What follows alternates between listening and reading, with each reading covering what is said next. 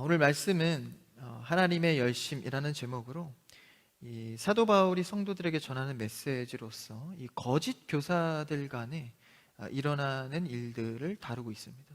그러니까 오늘의 대상은 세 부류입니다. 사도 바울, 전하는 자와 또 헷갈려서 어떻게 신앙을 잡아가야 할지 헷갈리는 이 성도들과 그리고 참된 복음이 아닌 다른 복음으로 그들을 흔드는 거짓 교사들, 이 세 부류에서 우리가 취해야 될 신앙의 모습과 그 상황을 살펴보기를 원합니다.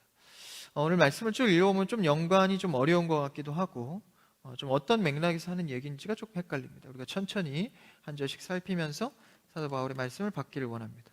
한번 1절 말씀을 읽어볼까요? 오늘 본문인데요, 1절입니다. 시작. 원하건대 너희는 나의 좀 어리석은 것을 용납하라. 청하건대 나를 용납하라. 여기서 나는 사도 바울이죠. 너희는 고린도 지역의 성도들입니다. 근데 그 고린도 지역의 성도들은 당시 이제 이 무역으로 문화도 굉장히 활발하고 우상도 많았습니다. 그리고 돈도 좀 많았고요. 그 가운데에 이제 거짓 교사들의 이 방해로 참된 복음에 대해서 흔들림을 가진 거예요. 그런 가운데에 이 참된 복음을 고린도 성도들에게 전한 게 사실 누굽니까? 사도 바울이지 않습니까? 근데 거짓 교사들의 얘기를 들어보니까 이 사도 바울이 좀 이상한 거예요. 복음을 전한다고 하지만 사도 바울의 모습은 그렇게 좀 훌륭해 보이지 않습니다. 맨날 이게 핍박당하고 도망다니고.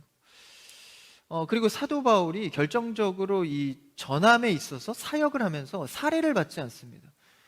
사례를 받지 않는 것을 보고 뭐 지금의 문화 같으면 야 대단하다, 사례도 안 받고 그렇게 사역하는구나 했겠지만 당시는 좀 다릅니다. 당시는 뭐 철학이나 수사학이나 이런 전함의 역할에 있어서 그 자신의 그 전하는 가치를 그런 사례비로 인증을 받았습니다. 그렇기 때문에 당시에서 이런 복된 진리라는 복음을 전하면서 사례를 받지 않는 문제에 대해서 이 성도들이 오해를 한 것이죠. 실력이 없다고 평가한 겁니다. 좀 특이한 복음을 전하는 것 같더니 역시나 실력이 없으니까 사례를 받지 못하는구나, 뭐 이런 취급을 받기도 하고 평가를 받기도 합니다. 그리고 더군다나 거짓 교사들의 설득 때문에 이 사도 바울이 믿음만으로, 예수 그리스도만으로 구원을 얻는다는 복음이 약화되었던 것이죠. 그럼에도 불구하고 사도 바울은 하나님 앞에서 복음만을 향하여 달려가고 있기 때문에, 오늘 말씀의 제목처럼 말이죠, 하나님의 열심으로 사역하고 있기 때문에 거짓 교사들이나 그리고 이 오해받은 성도들이 볼 때는 굉장히 어리석게 보이지만 그것을 항변하지 않습니다. 뒤에 가서 조금 자신을 변호하긴 하지만 실제 첫 번째 서두의 말씀은 그것을 그대로 수용합니다.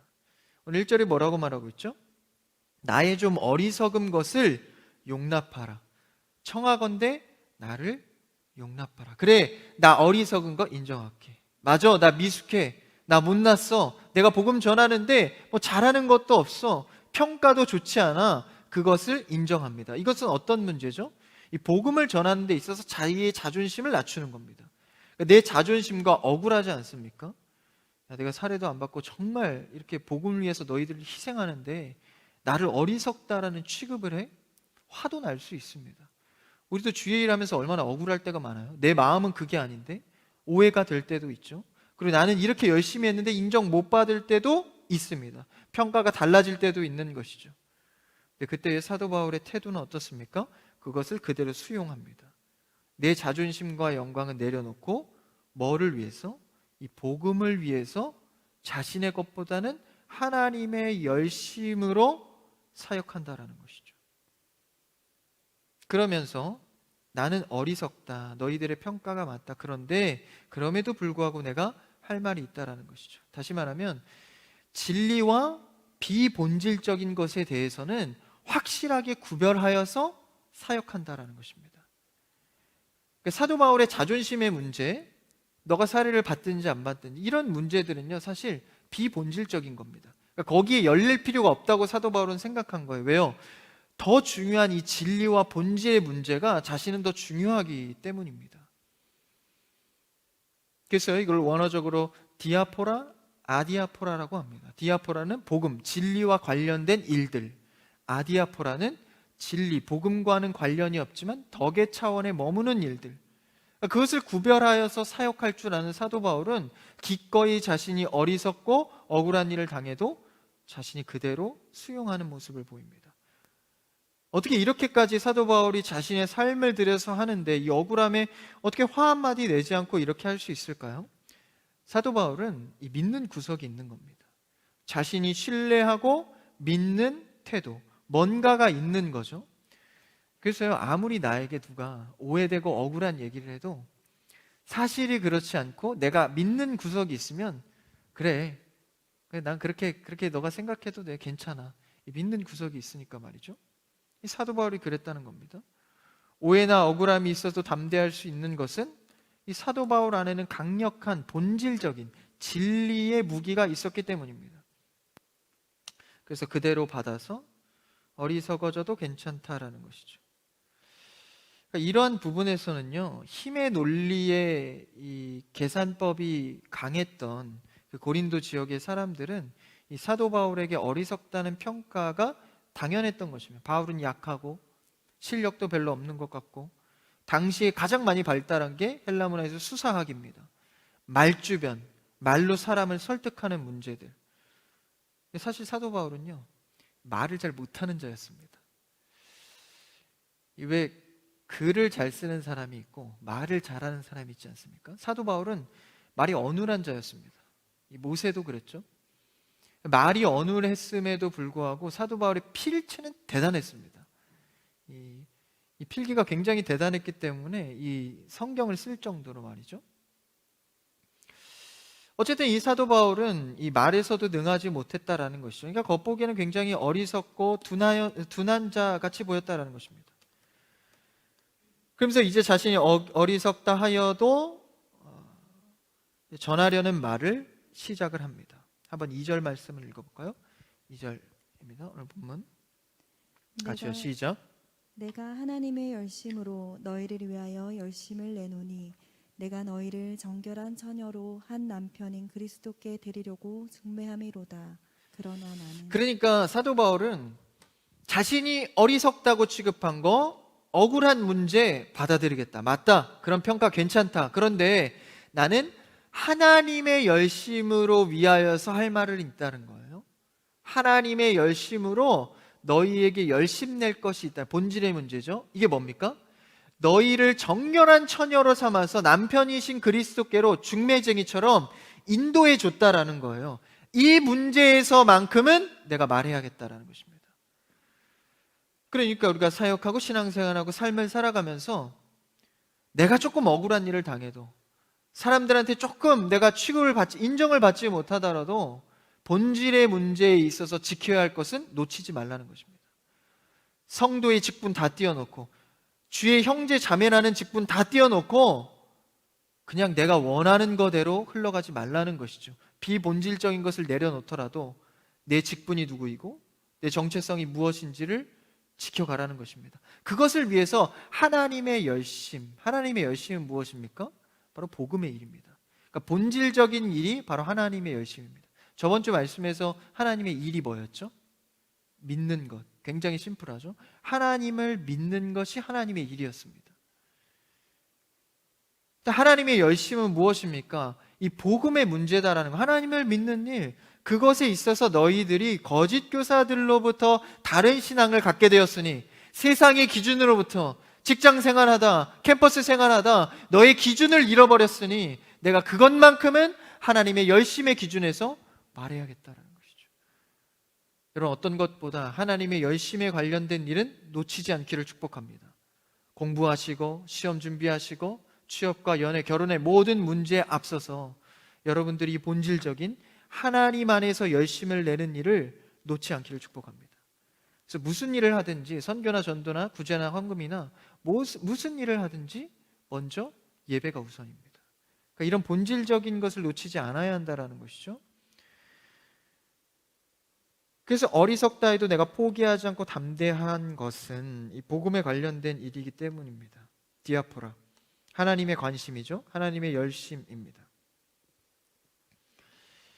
그래서 주를 믿고 돌아오는 일, 이것에 대해서 내가 얼마나 열심을 너희에게 냈냐. 2절에 보니까 정결한 처녀로 주 앞에 인도하기 위해서 자신을 중매장이라고 표현을 하죠. 그러니까 이게 본업인 거예요. 사도 바울은 중매하는 일. 그렇죠? 그래서 사도 바울은 이 일에 대해서는 타협이 없습니다.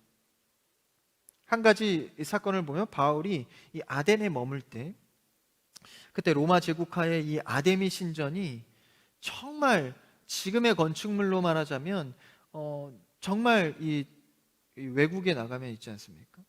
그럼 입이 떡 벌어질 만한 그런 건축물, 그런 신전을, 아데미 신전이 이렇게 지어져 있었다는 거예요. 거기서 아덴에 머물 때 바울이 그것을 보고 이 분노했거든요. 이 우상의 힘을 보고, 사람들이 그것을 짓고 따르고 절하는 것을 보고 이 분노했다고 나옵니다. 이 분노가 무엇입니까? 하나님의 열심입니다. 하나님의 일에 대한 열심인 것이죠. 그러니까 자신이 화가 나서 그냥 분노하는 게 아니라 하나님의 열심이 그러한 복음의 문제로 향해 있기 때문에 바울이 하나님과 마음을 같이하여 분노하는 겁니다. 이 복음의 일에서 말이죠. 관심을 갖는 거예요. 그러니까 여러분, 하나님께서 관심을 갖는 일에 나는 무관심하고 내일 바빠서 그냥 하나님 찾지 않고 하나님께서 무엇을 원하나 귀 기울이지 않고 있다면 우리의 삶은 지금 어떻게 흘러가고 있는 것입니까? 하나님의 열심이 아니라 내 열심으로 살아가고 있다는 것이죠. 그래서 사도 바울은요, 이 구별이 명확했습니다. 복음에, 하나님의 열심에 관하여 한 일들은 타협이 없습니다. 조금도 먼지 한 톨만큼도 타협이 없었던 것이죠, 사도 바울이. 그러나 자신의 열심으로 해야 될 일, 억울해하거나 자기 자존심이 걸려있거나 자기의 영광과 관련된 일은 얼마든지 융통성이 가능합니다. 수긍하고 어리석다 해도 받아들이는 것이죠. 그러나 복음과 진리의 문제에 있어서는 단호했습니다. 이것이 사도 바울에게 임한 하나님의 열심이었습니다. 여러분 삶에 하나님의 열심이 임하기를 주님의 이름으로 축복합니다. 하나님의 열심이 내 마음에 들어오면 분별할 것이 생기는 겁니다. 아, 이것은 내가 자존심을 부릴 일이 아니다. 그렇죠? 아, 이것은 내가 목숨을 걸고 지켜야 하는 일이다. 하나님의 열심이 내 열심보다 앞서서 그것이 기준되는 것이죠. 로마서 10장 2절과 마태복음 7장 21절을 이 말씀을 이렇게 말해주고 있습니다. 한번 읽어볼까요? 같이 시작. 내가 증언하노니 그들이 하나님께 열심히 있으나 올바른 지식을 따른 것이 아니니라. 다음 말씀이요. 다음 말씀 시작. 나더러 주여 주여 하는 자마다 다 천국에 들어갈 것이 아니오 다만 하늘에 계신 내 아버지의 뜻대로 행하는 자라야 들어가리라. 열심히 하는 것 같았지만 그건 내 열심이었다는 거예요. 올바른 지식, 다시 말하면 말씀의 기준대로, 하나님의 열심대로 하지 않았다라는 것이죠. 마태복음 말씀은 뭐라고 합니까? 주여 주여는 외치는데, 신앙인이라고는 하는데 아버지의 뜻대로 행하지 않는다라는 거예요. 그러니까 주님만 외칠 뿐, 신앙이라는 겉 표면의 모습만 있을 뿐 진짜 하나님의 옳은 말씀대로 고민하지 않는다라는 것이죠. 여러분은 얼마나 말씀의 지식대로 고민하고 계십니까? 하나님께서 주시는 찔림의 양심을 따라 얼마나 갈등하고 계십니까? 그거 하지 않고 그냥 내 주어진 환경에 따라서 다들 그렇게 하니까 따라가고 있다면 여러분의 신앙은 어쩌면 내 열심으로 열심을 내고 있는지 모릅니다. 그러니까 이게 잘 파악이 안 돼요. 왜냐하면 내 열심으로 달려가다 보면 열심이라는 주제는 어쨌든 바쁘게 뭔가를 한다라는 겁니다. 그러니까 착각을 하는 거죠. 난 그래도 잘하고 있어. 교회 와서 아침부터 저녁까지 봉사만 열심히 하는데 뭔가 하나님과의 열심을 내지 않고 있다면 지금 나는 열심히 하니까 착각을 하는 겁니다. 이게 하나님께서 원하는 열심인 줄 알고. 그런데 우리는 다시 어디로 돌아와야 합니까? 복음으로 돌아와야 합니다. 말씀에 기준하여서. 그래서 여러분, 말씀 없이 그냥 감흥적으로만 신앙생활을 해서는 안 됩니다.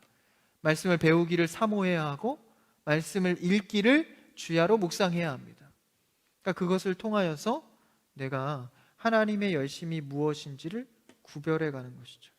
여러분, 청년의 때에 하나님의 말씀을 탁월하게 구별해가는 여러분 되길 축복합니다. 있어야 할 곳에 있으시고 말할 것을 말하시고 참아낼 것을 참아내시고 하나님께서 주신 하나님의 마음, 하나님의 열심으로 할 때 가능하다는 것이죠. 그래서 하나님께서 원하시는 일들이 때로는 세상의 어리석은 취급을 받을 수 있습니다. 희생해야 될 때도 있는 것이죠. 마치 하나님께서 아들 예수 그리스도께 이런 일을 맡기시듯이 하나님의 열심으로, 그렇죠? 예수 그리스도는 그 열심을 따라가니까 이 죽을 만큼 힘든 이 고통 속에서 벗어나고는 싶지만 아버지께서 나를 보내셨으니 기도로 순종하지 않습니까? 우리는 하나님 앞에 어떤 순종을 하고 계십니까? 하나님께서 나에게 맡기신 일, 부르신 일에 순종하고 계십니까? 하나님의 열심은요, 기능적으로 뛰어난 자를 쓰는 것이 아닙니다. 바울은 아픔을 겪는데도 믿는 자가 맞나 싶을 정도로 고통을 겪는 가운데에서도 예수 그리스도를 따라갑니다. 꾸준히 따라갑니다. 우리의 신앙은 어떻습니까? 내 열심으로 내가 원하는 곳, 내가 결정한 곳, 내가 계획한 곳만 거지곳대로 가고 있습니까? 아니면 잠시 멈춰서서 내가 하고 있는 일, 가고 있는 길을 주께 묻고 계십니까? 주님이 정말 원하시고 주님이 정말 바라신다면 내 삶은요, 고통과 스트레스를 동반합니다. 그러니까 하나님과 갈등하고 기도하고 교제하면요, 그냥 마냥 좋기만 한 게 아닙니다. 갈등하죠. 내 삶에 원하는 것들과 내 생각들이 있으니까 갈등하게 됩니다. 주님께서 스트레스도 많이 주십니다. 근데 결국 주님과 동반하여서 하나님의 열심을 내는 자는 곧 복음의 부활의 영광을 보게 되는 것이죠. 하나님의 뜻과 의미를 발견하게 됩니다. 그때 그곳엔 자유와 평강이 있는 것이죠. 주님이 원하는 열심의 자리에 거하는, 그리고 우리의 신앙은 못하겠다, 힘들다 하지만 결국은 하나님께서 원하시는 자리에 순종하는 그런 신앙의 여러분이 되기를 바랍니다. 말씀을 계속 이어가 보죠. 3절에서 그래서 뭐라고 합니까? 조금 더 격한 표현을 하죠. 3절 읽어볼까요? 시작. 뱀이 그 관계로 하와를 미혹한 것 같이 너희 마음이 그리스도를 향하는 진실함과 깨끗함에서 떠나 부패할까 두려워하노라. 그러니까 이 문체에서 뭘 알 수 있죠? 사도 바울이요, 굉장히 성도들에 대해서 조바심을 내는 것을 알 수 있습니다. 아니 사실 그렇잖아요. 3절을 계속 띄워놓으시고, 우리가 사실 뭐 상대의 복음을 전해서 그가 전도되었으면 그건 얼마나 기쁜 일입니까? 그걸로 뒤돌아서고 또 다른 사역을 할 수 있어요. 그런데 사도 바울은 끝까지 신경을 쓰는 겁니다. 그가 조금이라도 복음에서 넘어가서 탈락되지 않을까? 믿음을 잃어버리진 않을까? 신앙생활의 다른 관계에 넘어가진 않을까? 그래서 어떻게 표현해요? 뱀이 그 관계로 하와를 미혹한 것처럼 너희의 마음에 이 죄로 깨끗함과 이 진실함이 떠나갈까봐, 그 처음에 누렸던 첫사랑의 은혜가 떠나갈까봐 내가 두렵다. 그러니까 상대의 신앙에 대해서 이렇게 두려워할 정도로 사도 바울은 초조해하고 있는 것이, 이걸 볼 때 뭘 알 수 있습니까? 야, 사도 바울이 진짜 하나님의 열심으로 살아가는구나. 이거 인간의 힘으로 어떻게 가능하겠어요? 그들을 향해서 마치 중매인, 다시 말하면 부모의 마음처럼 그들이 복음에서 탈락될까 두려워하고 있다는 것입니다.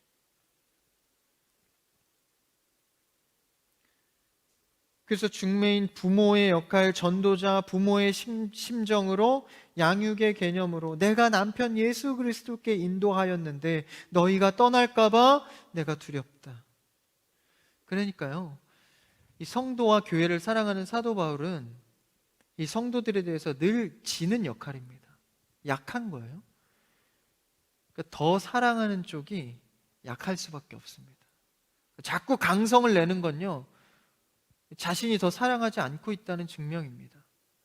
더 사랑할수록 약자가 되는 것이죠.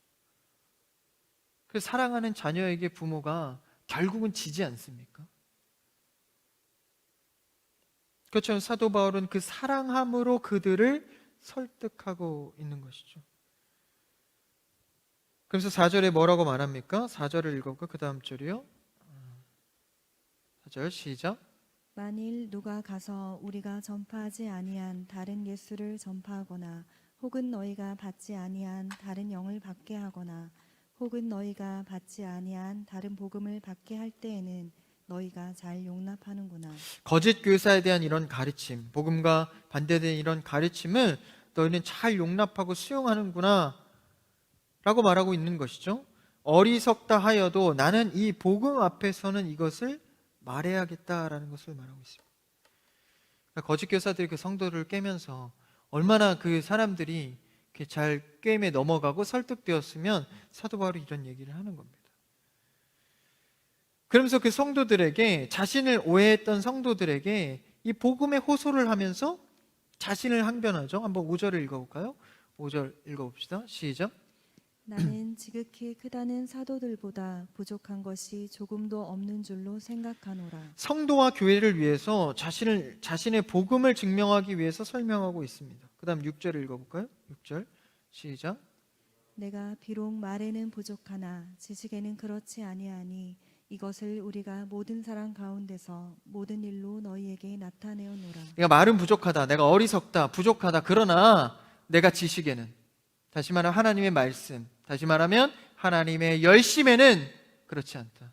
내가 너희를 향한 하나님의 열심의 마음은 그렇지 않다라는 거예요. 여러분 삶에 어떠한 것이 부족하고 어떤 것이 모자라고 자존감이 낮아져 있습니까? 그러나 그럼에도 불구하고 우리가 하나님을 아는 지식에는, 하나님의 열심에는, 말씀에는 탁월한 여러분 되기를 축복합니다. 이것은 은사적으로 임하는 것이 아닙니다. 그냥 하나님께서 우리에게 주신 진리의 말씀인 것이죠. 그래서 우리는 누구나 부족한 자도 이 말씀 안에서 살아갈 힘을 얻습니다. 말의 구사는 떨어지나 지식에는 그렇지 않다고 사도 바울이 자신의 하나님의 열심을 내는 사역에 대해서 말하고 있습니다. 그래서 복음에 있어서는 확실하다는 거예요. 당시에는 앞서 말씀드렸다시피 이 수사략에서 청중들이 얼마나 모였는가에 의해서 이 사례를 받습니다. 그러니까 자신의 수사력이 얼마나 뛰어난가를 이 청중의 인원수로 증명하는 거예요. 그럼 그에 합당한 이 사례를 받는 것이죠. 사도 바울이 그거 안 했다는 거예요.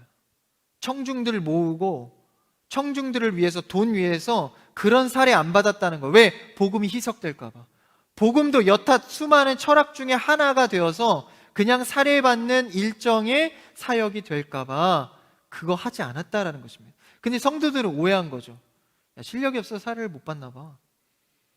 근데 그게 아니었다는 거, 복음에 관련된 얘기를 하고 있다는 것을 사도 바울이 말하는 겁니다. 한번 그 말씀을 읽어볼까요? 7절 말씀을 한번 읽어봅시다. 7절 시작. 내가 너희를 높이려고 나를 낮추어 하나님의 복음을 값없이 너희에게 전함으로 죄를 지었느냐. 여기 보니까 내가 나를 낮추어, 나 사례 받을 수도 있다, 나 사람 많이 끌어모을 수도 있다. 그러나 나를 낮춘, 그렇게 하지 않은 것은 하나님의 복음을 내가 어떻게 값없이 전했다, 사례 받지 않고 전했다. 이게 너희들에게 어떤 불편함과 죄를 지었냐? 나는 하나님의 열심으로만 전했다는 것이죠. 심지어 뭐라고 합니까? 8절 말씀을 읽어볼까요? 8절이요 시작.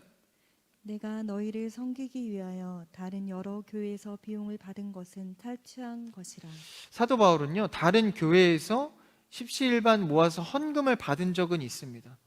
근데 너희들이 말하는 것처럼 내가 이 하나님의 복음을 전하면서 그 값을 내가 다 치러서 받았다면 내가 교회에서 헌금 받은 것도 다 탈취한 게 되는 거다.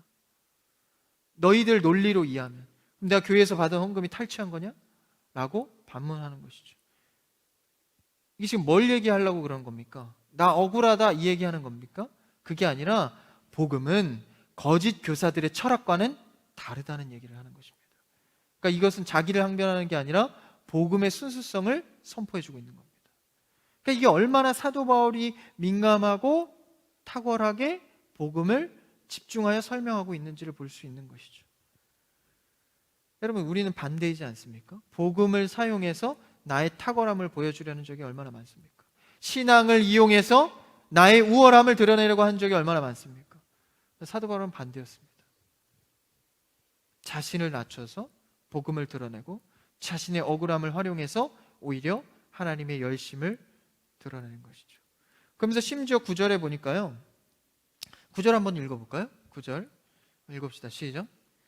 또 내가 너희와 함께 있을 때 비용이 부족하였을 때 아무에게도 누를 끼치지 아니하였음은 마게도냐에서 온 형제들이 나의 부족한 것을 보충하였음이라. 내가 모든 일에 너희에게 폐를 끼치지 않기 위하여 스스로 조심하였고 또 조심하리라. 그는 복음을 위하여서 조심하고 스스로 또 조심했다라는 거예요. 뭐에 관련해서? 돈에 관련해서. 여러분, 신앙에서 결부해서 가장 힘든 유혹이 뭡니까? 돈입니다. 이 돈의 유혹 앞에서, 물론 이제 우리는 지금 이제 돈이 없으니까 난 돈의 자유에, 돈이 생기게 되면 어떻게 되죠? 그때부터 유혹이 시작됩니다. 직장의 생활, 나의 삶의 문제, 개인적으로 경제력을 갖춰야 되는 시기가 오면 유혹은 언제든지 찾아옵니다. 이 물질의 유혹. 그래서 사도 바울이 9절에 뭐라는 거예요? 개인적으로 돕는 일들도 있었다. 근데 내가 거절했다는 거예요. 그것에 대해서 조심하고 또 조심했다는 거예요. 그러니까 우리가 교회 안에서도 이제 사역자들이 어렵거나 하면 개인적으로 뭐 돕고 이런 일들도 있어요. 그런 것에 대해서 조심하고 또 조심했다라는 겁니다. 돈에 있어서 말이죠. 왜요? 복음의 열심을 내, 하나님의 일을 하는 자로서 물질의 유혹 앞에서 훈련받는 것입니다. 여러분, 우리는 신앙생활하면서 반드시 오는 이 물질의 유혹에 대해서 자유해야 합니다. 훈련받아야 합니다. 하나님의 열심을 위해서 말이죠. 그래서 우리 속에 가득 채워야 할 것은 먼저 하나님의 열심입니다. 하나님, 나의 삶을 통해서 어떤 열심을 내고 계십니까? 내가 따라가기를 원합니다. 자꾸 듣고 따라가길 원해야 하는 것이죠. 그래서 10절에 뭐라고 하나요? 10절 말씀 읽어볼까요? 시작. 그리스도의 진리가 내 속에 있으니 아가야 지방에서 나의 이 자랑이 막히지 아니하리라. 무슨 말이에요? 내가 계속 그렇게 하겠다는 거예요. 이 진리 속에서 나는 이 정조를 지켜가겠다라는 것입니다. 그래서 내 머릿속엔 오직 교회와 성도와 복음을 위한, 그래서 11절에 보니까요, 하나님이 아시느니라. 너희가 그렇게 곡해해도 하나님이 아신다. 여러분, 어려움과 억울한 일 얼마나 많아요. 내 자기 영광과 자존심과 부딪히는 일 얼마나 많습니까? 사회에서나 교회 안에서도 말이죠. 근데 사도 바울은 중요치 않다라는 거예요. 복음의 일에 관련돼서 그게 갈등이 되면 그제서야 그게 중요해지는 겁니다.